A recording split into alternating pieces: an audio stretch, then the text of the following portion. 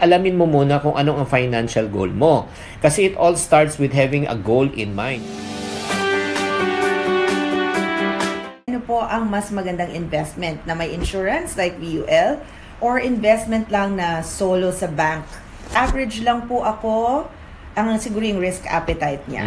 Okay. Kung average ang risk appetite mo, at the same time, hindi mo alam kung saan ka papasok, ang pinaka-importante niyan, alamin mo muna kung anong ang financial goal mo.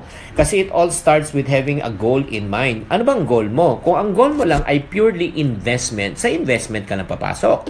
Pero kung ang goal mo, may investment na, may protection pa, papasok ka sa VUL. Ang VUL, boss, stands for Variable Universal Life. Parang 2-in-1 siyang nakape, no?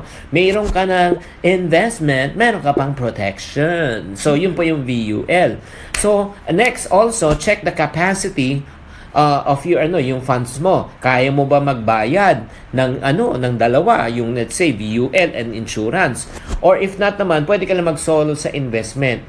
And number 3, alamin mo rin kung kailan mo gustong makuha yung pera, 'di ba? When do you want to realize the income? Kung gusto mo medyo short term or let's say medium term, when you say medium term, nasa 5 to 10 years sa VUL ka. Pero kung gusto mo talagang long term, sa ka lang, mutual fund ka lang. Kasi doon makikita mo na rin yung Pero kung gusto mo long term talaga, pwedeng sa mutual fund plus the insurance. Kasi sa long term talaga, it protects your life. So, kailangan alamin mo rin goal mo. Thank you for watching. If you want to keep on growing and to stay inspired, subscribe and hit the bell button to get notified. Always think positive.